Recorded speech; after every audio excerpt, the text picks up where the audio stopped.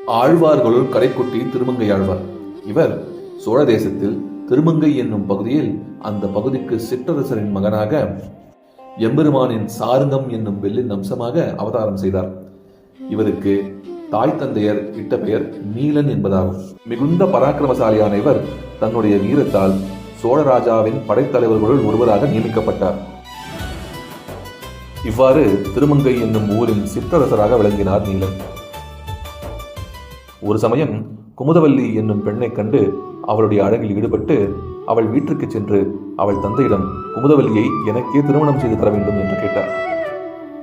குமுதவல்லியோ, மன்னா, நான் உம்மை திருமணம் செய்து கொள்கிறேன். ஆனால் எனக்கு 2 நிபந்தனைகள் உள்ளன. ஒன்று, நீர் சமாசயனம் செய்து கொண்டு ஸ்ரீ வைஷ்ணவனாக மாற வேண்டும்.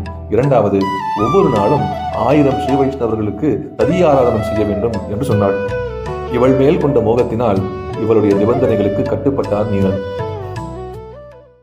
தன்னுடைய கஜானாவில் உள்ள செல்வம் அனைத்தையும் கொண்டு ஒவ்வொரு நாளும் 1000 ஸ்ரீ வைஷ்ணவர்களுக்கு ததியாராதனம் செய்தார். இதனால் சோழ மன்னனுக்கு கட்ட வேண்டிய கப்பம் இவரால் கட்ட முடியாமல் போனது. இதை கேள்விப்பட்டு மிகுந்த கோபம் கொண்டான் சோழரசன். தன்னுடைய படைகளை அனுப்பி நீலனை கைப்பற்றி சிறையில் அடைக்க வேண்டும் என்று எண்ணினான். பராக்கிரமசாலியான நீலன் சோழ படைகளை எளிதில் வென்றான்.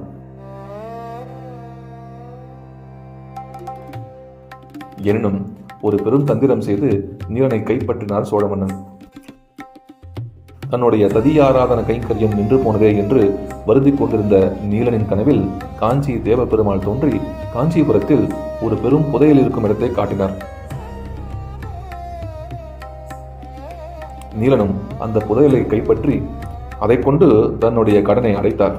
சோழ மன்னனும் இவருடைய பெருமை என்ன என்று உணர்ந்து இவரை சிறையிலிருந்து விடுவித்து அந்த பொக்கிஷத்தை நீலனுக்கே கொடுத்து விட்டார். தான் எடுத்துக்கொண்ட ததியாராதன கைங்கரியம் தொடர்ந்து நடைபெற வேண்டுமே என்ற எண்ணத்தில் யாருக்கும் எதையும் தானம் செய்யாத பணக்காரர்களின் செல்வத்தை கொள்ளையடிக்க ஆரம்பித்தார் நீலன். இவரை திருத்தி பணிகொள்ள வேண்டும் என்று சங்கல்பித்த பெருமாளும் பிராட்டியும் புதிதாய் திருமணமான செல்வந்தர்களைப் போல வேடமிட்டுக் கொண்டு அங்கு தோன்றினர்.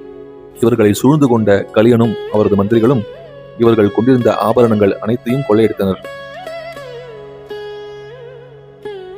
எல்லா ஆபரணங்களையும் கொள்ளையடித்த நீலன் பெருமாளின் காலில் தண்டை ஒன்று மிச்சம் இருப்பதை கண்டார்.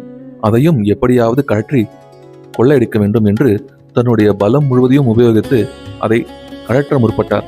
எவ்வளவு முயற்சி செய்தும் அதை கழற்ற முடியவில்லை என்று தெரிந்தவுடன் பெருமாளை பார்த்து, என்ன மந்திரம் செய்திருக்கிறாய்? இந்த ஆபரணத்தை மட்டும் கழட்ட முடியவில்லையே என்று கேட்க, அந்த மந்திரத்தை உனக்கு கொடுக்கத்தான் நாம் இவ்வளவு தூரம் வந்தோம் என்று சொல்லி அந்த இடத்திலேயே நீலனுக்கு திருவஷ்டாட்சர மந்திரத்தை உபதேசம் செய்தார். பெருமாளிடம் உபதேசம் பெற்ற அந்த நொடியிலேயே நீலன் திருமங்கையாழ்வாராக மாறினார்.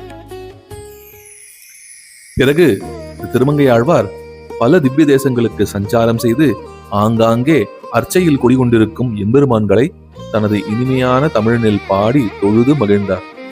ஆழ்வார்களுக்குள் கடைக்குட்டியான இவர் திருமங்கையாழ்வார், கலியன், பரகாலன் என்று பல பெயர்களால் அறியப்பட்டார்.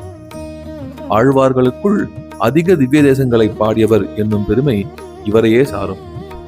இப்படிப்பட்ட இந்த திருமங்கையாழ்வாரின் தனியனை நாம் இப்பொழுது அனுசந்திப்போம்.